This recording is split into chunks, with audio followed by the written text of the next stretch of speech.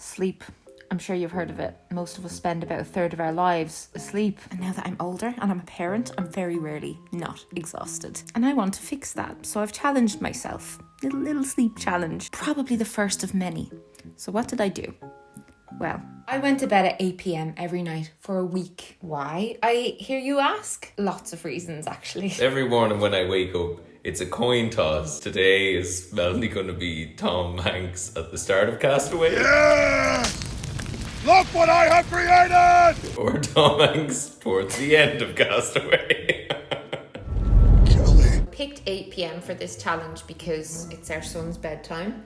Yeah. And usually when I cuddle him to sleep and I never want to get back up. We started off doing like contact naps and we never fully came out of that. So we lie with our 2-year-old. With our 2-year-old in the dark listening to white noise. Then you have to get up and have dinner. I'm also struggling very bad with pregnancy insomnia at the moment. It's not just heartburn, it's not just the fact that I'm really uncomfortable. I don't know, there's just periods of the night where I'm just wide awake staring at the ceiling, just with my thoughts alone. And I'm there, in body. My sleep goal on my Fitbit is 7 hours and 45 minutes because that's how much I need to feel rested.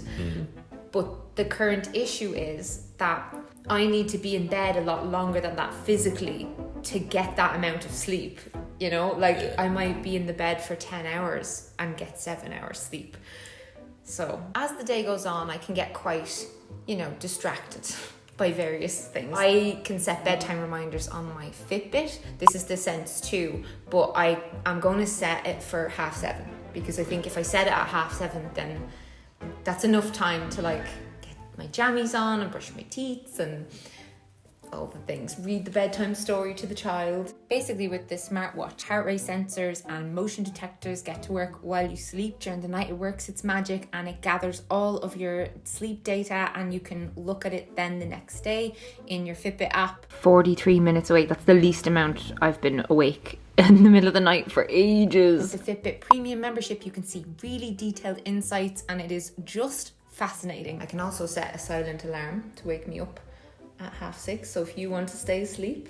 Oh really? It won't be like a... Oh my god. Basically I fly long haul, so every time I go to work I'm essentially losing an entire night's sleep. When I'm home I try to get right back onto the early schedule. If I haven't had enough sleep when the morning ritual starts to occur, it's kind of like someone just grabbed you from underneath water and just pulled you out. I'm just like That's another reason for the early bedtime is I hate waking up not ready to wake up. I just want to wake up feeling I've had my sleep and now I'm ready for the day. I usually never feel like that if we stay up late. We like our time in the evening after our son's gone to sleep and sometimes a little bit too much. We said we'd just watch a little bit of The Green Mile. Even though we've seen it so many times, it's a top quality movie. But that's not the point. When Thomas is home, if I go to bed at 8, then I barely get to see him. So... Because during the day we're just passing ships in the day. I know we're going to pay for this tomorrow though. I can already feel it. I feel so guilty. Why didn't we just go to bed? I hate past me. I just want to go for a nap. It's 10 a.m. and then it's just really hard. So because I've been using this watch and looking at my stats in the app, I know that the days where I feel well rested and all that and I'm more productive and I'm in a better mood, I'm Tom Hanks at the start of Castaway, I've gone to bed early. The way I see it is, if you want to guarantee that you get a lie-in every day, have the lie-in in the evening. Other reasons are our 2-year-old is having a sleep regression right now, so he's having bad dreams and then he'll wake up telling you what his bad dreams are about, batteries that stopped working in his toy. There's that on top of my insomnia, and then I have a new baby coming, so I kind of have to get used to going to bed early again. So according to Harvard's 8 secrets for a good night's sleep, some things that help are exercise. But I'm so pregnant right now, even just doing a few squats makes me want to die. And I haven't been to the gym in a year. This long haul thing has been tough because Fitbit keeps track of your heart rate and stuff. It like tells you how many zone minutes you have in the day. Like essentially, it tells you have you been active enough or not. And I've How many minutes have you had? today. Next year we'll both be going harder on the exercise. We're both going back to the gym. Yeah. It says reserve bed for sleep and for sex, and not have an office set up in the bed. Now, I have a beautiful new office. We know this. But it's currently full of like Santy toys and stuff that has to be hung up, and all of our stuff ended up in there when the painters were in painting the house. I planned this video on my laptop in my bed. I'm so used to having an office bed for the past 10 years. So that's something I really need to... We're going to clear it out. I can't really sit in my office chair right now because I have a literal baby's head in between my legs. This part of my office desk is quite narrow, and if I want to fit in here on my lovely chair, my legs have to be squashing the baby's head, so I can't do it. The couch is okay. Your nice cozy couch. Keep it comfortable. This point is all about like the ambience in your bedroom, and I do think we've got that down. Like our bedroom is cozy with no TV in there. We use white noise. We have nice bedding. We've got a new plant. Ficus. The room's a nice temperature. I do tend to reach for my phone though if I can't sleep. Like I'll read random articles about pregnancy. Or on the other side of the room. Or... Yeah. Okay, other side of the room. I'm just gonna find you crouched in the corner. Did you see what Elon Musk is doing? Start a sleep ritual. We do have one of those. We all like read a book in bed. Yeah. A kid's book. It's a little bit easier for ourselves because we have, fresh nappy, brush the teeth, into bed. His ritual is our ritual. Yeah. This will be hard, so eat, but not too much. What we do a lot is like we want to eat on our own. So we wait till he's asleep and then we make our dinner and then we go to bed immediately. I don't mind having dinner with him most of the time, but when it's like, it's a weekend and you want to have your but then I was going to say, when you want to have your big dirty takeaway right before you go to bed. I can't be going to bed hungry. I definitely hate being in bed where your stomach is going, I used to do that years ago. I used to have this whole thing of like trying not to eat for hours before bed and hours in the morning, like the intermittent fasting thing. I know some people love that and they say it helps them sleep and everything, but like I can't do that. So I can't sleep. I have to have food at least 2 hours before bed. Avoid alcohol and caffeine. So I am 3.5 years sober. I replaced alcohol though with like Coke Zero, and I love it so much. I need to get the caffeine-free version because there's a lot of times when I'll be having this and Thomas is like, I thought that prevents you from falling asleep, and I'll just be there like this. Yeah. And then I'll hand him the rest of my can. Yeah, and then I'll hear you tossing in the bed and go. Yeah, and then I'd be like, oh, what's wrong? I can't sleep. And I'm like, do you think it was the Coke? No, it's the baby. According to Harvard, we have to de-stress before bed and practice deep breathing and relaxation. And Fitbit has a whole library of stuff on this, and we loved that kind of thing when we had our baby. Meditations and like listening to those kinds of things while you're in bed. And they really do work. How are we going to have a newborn again in a few weeks? I'm going to get all the sleep now. I think I've made a big mistake. I had a nap with my son. He was having his nap and I was just absolutely exhausted. And I feel like now it's going to be very hard to actually fall asleep at 8. I'm still going to get into bed at 8. But I just have this feeling like I won't be able to fall asleep. Yep, that nap absolutely me. Can't fall asleep. Pacing. As if I was on autopilot, I went to the fridge for a can of Coke Zero. There's one left and it has my name on it. But no, I need to start on the tea. So I immediately said, no, I'm going over and I'm going to boil the kettle and make a cup of tea instead to wind down. And I'm going for the red raspberry leaf tea by Health and Heather. Naturally caffeine free, but this is also really good for trimester 3. Hopefully this before bed instead of a literal whack of caffeine from Coke. Hopefully this will help me. We're doing our exercise to help us sleep well tonight. You getting a nice pump on, yeah? Yeah. This is as much as I can do right now. Tried doing a few squats earlier, my heart rate was going absolutely bananas. But I do think walking makes a big difference. I know that when you like sit on your bum all day, you feel really tired and wrecked and groggy and crap. And you'd think that then you'd be like, oh, because you do feel, oh, I can't wait to go to sleep, and just feel like shite. But you've not really used up any of your energy, you know. Fresh air and moving improves your quality of sleep. I think that's the thing. Because do you remember we used to go to the gym? Yeah. When you hit that bed at night, it was just so delicious. Get some of that delicious sleep. Go on, mister. It's like the circle of life. Let's call it the circle of sleep. When you don't sleep well, you don't feel like doing any exercise. That in turn is not going to help you to sleep better that night. Because when I have a crap sleep, like the last thing I want to do is get up and go outside. I don't even want to get dressed. I just toss and turn so much when I've sat for a lot of the day. And you'd think running around after a toddler would be exercise enough. I always thought that, and I used to say that, but then when I got my Fitbit I realized, like, if I don't go out for a walk and I'm playing with him all day and, you know, doing everything with him, I actually only do about 3,000 steps.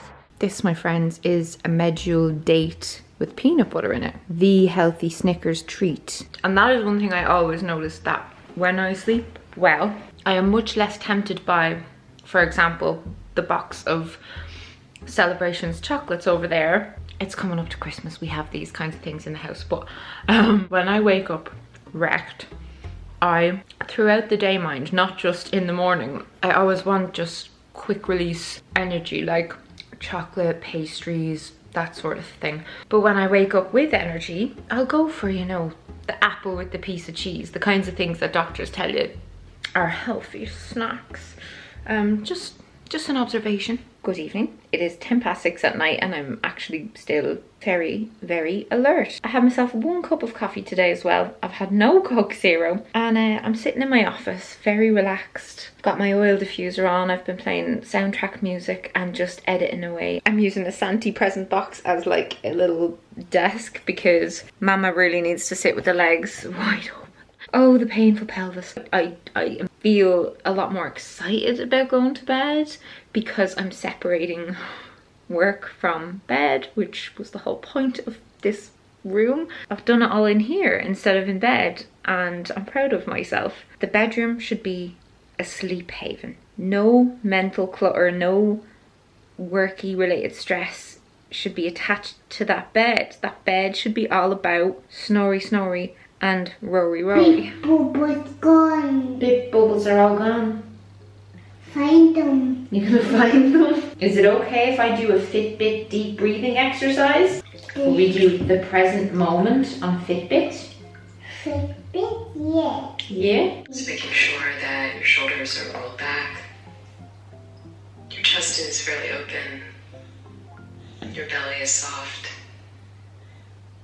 Your daily readiness score on Fitbit is basically, you know, whether or not you're able to work out or whether you should prioritize rest, and it measures that up based on all your other stats. Anyway, I've had really low daily readiness scores recently, so it's nice to see. Even though I don't want to run a marathon, it's nice to see. Because essentially what I'm gathering from this is that the extra sleep is paying off and my body is well rested. Like, I do feel more well rested, but I don't feel well rested. The stats don't lie, so it is very much a case probably of me being like, oh, I'm not able for a workout, and I can't hide from these numbers. I genuinely feel like this is going to be so motivating when I'm not being weighed down by a pregnancy like next year. I am one of those people who is just so pushed by this kind of thing. Like, it's really motivating for me. I used to always document like my gym routines and my working out and stuff on my YouTube channel. It's been a minute, hasn't it? So I feel like right now, just even this experiment and just like thinking more about this, using this smartwatch, it's just setting me up right for the next post-baby period of life. I'm just back from my baby shower and I'm going through all the lovely, gorgeous gifts that I was given. I'm trying to stop myself getting all emotional.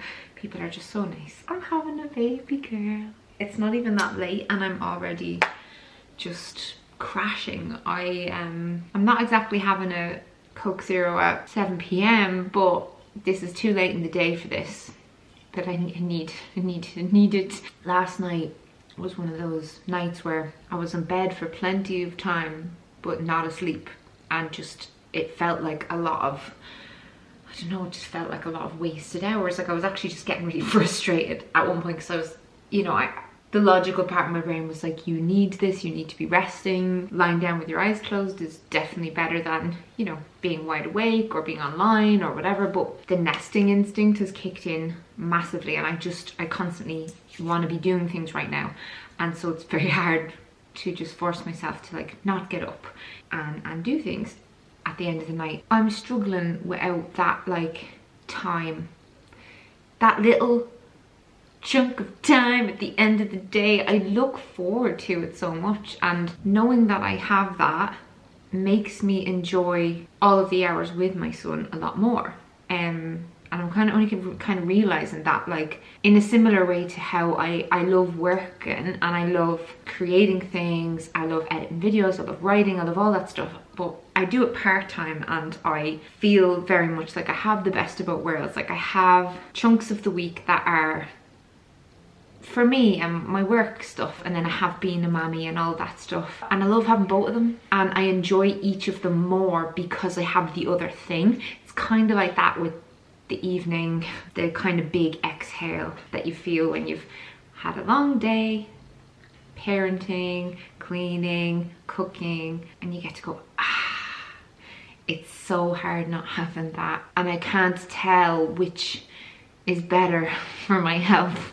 Like the extra bit of time in bed, better for me physically, of course, but then the bit of time that I'm missing, better for me mentally. And mental health and physical health are both important, and it's like that time at the end of the day is when I usually can achieve a sense of calm, and I know that that's really important coming up to having a baby. Like it's literally so important, even for like going into labor and having a positive like labor experience is being relaxed. Having a lot of thoughts about this experiment. So what actually helped then from this Harvard list of special sleep tips? Exercise, absolutely. On the days when I went for a walk, I fell asleep much faster. According to my Fitbit, I tossed and turned a lot less in my sleep. It's just really important on the L hormones, but I didn't exercise every single day, even just going for a walk, because it's the middle of winter, it's raining a lot, it's freezing. Very pregnant, but this is something I'm absolutely taking into the new year, and next year I plan to implement this every day, you know, once this bump is gone and I can move about easier and it doesn't get dark so early, weather's a bit better. Keeping the bed for actual sleep, and you know, that tip, oh my god, I did not realize how much of an impact that was having. Like my bad habit of continually doing work from bed and stuff like that. So this is my lovely office. We cleared it out. It's ready for action. The whole tip about keeping your bedroom really comfortable and inviting and relaxing for bedtime. Main thing is that I tried so much harder to not be going on my phone when I would wake up, when I would not be able to go asleep, and when I would wake up. And even though that meant that there were times with the insomnia that I was literally just like, right now I could be learning something, or I could be messaging my followers who like live in America and Canada and stuff. That blue light from the phone, it's just not good, and I want to carry that habit on. The one time that I did reach for my phone, I instead opted for a meditation on my Fitbit app, which was a much better choice because obviously I wasn't sitting there staring at the screen. The not eating late at night thing, it didn't work out every day. I don't think it's realistic for me, because even like my son eats his dinner at like say 6, and I'm so focused on making his dinner and feeding him his dinner that by the time that I get to prioritize my own dinner, it's, you know, really close to bedtime, and I just don't really know. I'm going to have to tinker around with our just general routines, or maybe kind of prep the dinner in advance and then just heat it up. I don't know, but yeah, whatever way we're functioning right now, that like didn't really work, and it just resulted in more heartburn and me swigging out of a Gaviscon bottle more than once in the evenings. The caffeine and alcohol thing, I think having red raspberry leaf tea instead of my usual nighttime Coke Zero, I think that was a big one, like had a big impact, because I'm just very sensitive to caffeine. I can literally feel it pulsing through my veins when I have caffeine, and not having that right before bed, definitely a good idea. The whole time I've been using Fitbit, which has been a few months now, I haven't been utilising they've so many different things for relaxing and de-stressing. It's actually a huge part of what they're all about, is managing stress. And I was very consistently using the mood tracking and that, but I was just like dipping in and out of their ridiculous library of relaxation stuff. So that has definitely been a winner for me. In conclusion, good things, right? Going to bed 8 p.m. I definitely have more energy the next day. I am definitely more patient with my child. Everything is easier. It's easier to go for a walk. I don't feel like I'm climbing Mount Doom to, walk to the shops. It's just actually quite annoying how much of a difference it makes on my mood, on like my skin in the morning. Damn, bitch, I look good. Physically, how I feel, like it's like my food is digested better. Everything works better. But in saying that, a huge issue for me was like, I just felt like I was denying myself that bit of time, the only bit of free time you really get as a parent, where you can just like turn off, chill, watch something, enjoy some food slowly, savoring every mouthful, talking to your partner and like catching up with them and what's really going on with them, rather than just talking about, did you do this? Can you do this? I just did this. Did he do a poo? The whole day can be like this. Yeah, I live for that. Like, it's just even just an hour, just a little slice